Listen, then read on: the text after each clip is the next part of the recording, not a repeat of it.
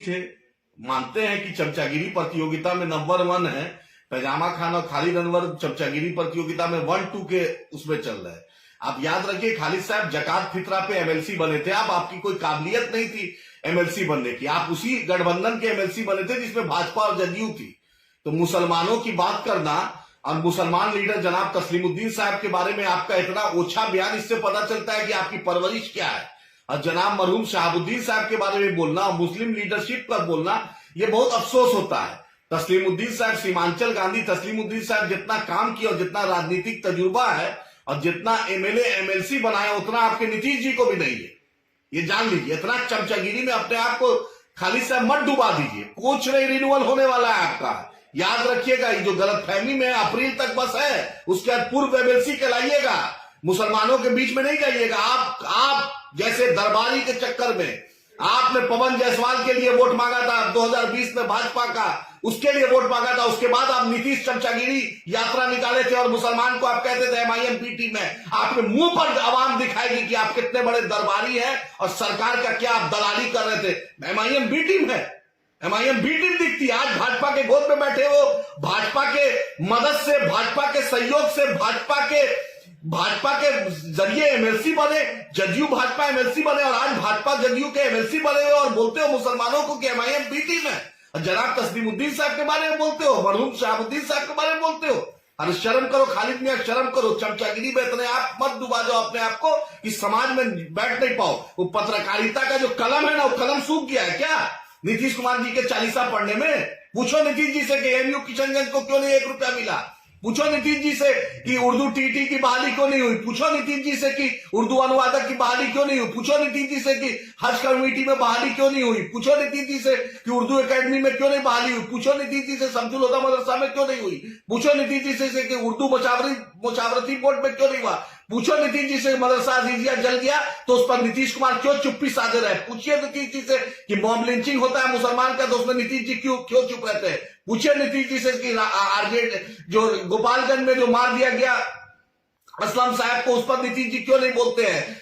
आसिफ जमाल को मार दिया गया सिवान में, कुछ नहीं बोलते। खलील रिजवी जदयू का लीडर था, उसको मार दिया, उसकी बेवा को ये विजय चौधरी पूर्व मंत्री पूछने नहीं जाता है। पूछो नीतीश जी से, पूछो नीतीश जी से कि पूर्णिया एयरपोर्ट कब बनेगा। पूछो नीतीश जी से कि पूर्णिया को उपराजधानी का दर्जा कब मिलेगा। पूछो नीतीश जी के सीमांचल की बाढ़ की तबाही कब दूर होगी। पूछो नीतीश जी से सीमांचल की पलायन कब दूर होगी। सीमांचल के गांधी तस्लीमुद्दीन साहब पर बोलना, ये पता चलता है। अरे सूरज पे थूक फेंकने से अपने मुंह पर थूक पड़ेगा खालिद अनवर। बच्चा हो बच्चा। अफसोस होता है कि ऐसा कि जिस आदमी को इज्जत समझते थे नीतीश कुमार के चमचागिरी में अपने आप को, अपने समाज को, अपने लोग को, ये आदमी नीचा दिखाने का काम कर कहीं रहने के लायक नहीं हो। फिर से दिल्ली चले जाओगे आप, वहीं पर जाकर पत्रकारिता करना, दरबारी करना, वहीं पर कसीदा पढ़ना। जैसे दूसरे पत्रकार मोदी चालीसा पढ़ रहे हैं, उसी तरह नीतीश चालीसा पढ़ना। ना लोकसभा का टिकट मिलेगा, ना एमएलसी मिलेगा। और बतला दे रहे हैं कि अगर मरहूम तस्लीमुद्दीन साहब के बारे में बोले, वो सीमांचल के गांधी थे और सीमांचल का उनका सिर्फ राजद, जदयू, भाजपा, लोजपा, कांग्रेस, सीपीआई से, एमआईएम से रिश्ता नहीं। वो सीमांचल का बेटा, सीमांचल का लाल और सीमांचल से उनका रिश्ता था। दोबारा ये मत बोलिएगा, जुबान पे लगाम दीजिए, नहीं तो सीमांचल की जनता आपके जुबान पे लगाम लगाना जानती है। आप अपना दिन मत भूलिए। जब आप चंपारण से निकलकर दिल्ली पहुंचे हैं, आप उससे पहले लालू दरबार में कितना दरबारी करते थे और कांग्रेस दरबार में कितना दरबारी करते थे, पूरी दुनिया जानती है। राहुल गांधी का प्रोग्राम होता था तो दिल्ली से पहुंचे रहते थे मैनेजमेंट के लिए। मुजफ्फरपुर और छपरा और सीवान 2010 का चुनाव पूरी दुनिया जानती है। और तस्लीमुद्दीन साहब, शहाबुद्दीन साहब, फातमी साहब बारे में पूछो ना नीतीश जी से कि एक मुसलमान एमएलए एमपी लगातार 2005 से बना पाए।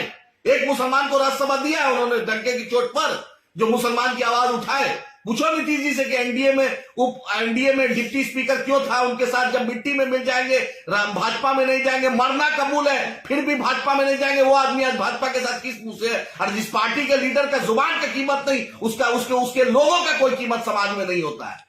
किस मुंह से आप बोलते हैं खालिद मियां? सीमांचल में जाते थे, पूछे हाफिज साद साहब के घर गए, 1 रुपया दिए, उसको नौकरी दिलवाए। गुड़गांव में हाफिज साद साहब को मारा गया है। शर्म है आवाम के बीच जाने की औकात? पूछो जाकर उस जो आरपीएफ वाला, पुलिस वाला मार दिया जो बिस्पी के उस नौजवान को, है नीतीश सरकार में हिम्मत की वहां पर उसको मदद करे, नौकरी दिलवाए? पूछो उससे, उस बेवा से जो जिसको समस्तीपुर में मारा गया, उसके घर वाले को उसको देने की औकात है? मॉब लिंचिंग जो हुआ वहां गया में है हिम्मत उसको कुछ करने का? अरे एक मुद्दा पे तो आज तक कुछ बोले नहीं हो। नीतीश कुमार को खुश करने के लिए किसी भी हद तक आप चले गए। अरे कम से कम चमचागिरी इतना भी मत कीजिए कि समाज में आदमी जी नहीं पाए। और आपका कोई कैरेक्टर मोरल नहीं है, सब आपके बारे में जानता है। बस औकात है तो मुखिया का, समिति का चुनाव जीत के दिखाओ, तब समझेंगे आवाम के बीच क्या तुम्हारी क्षमता है।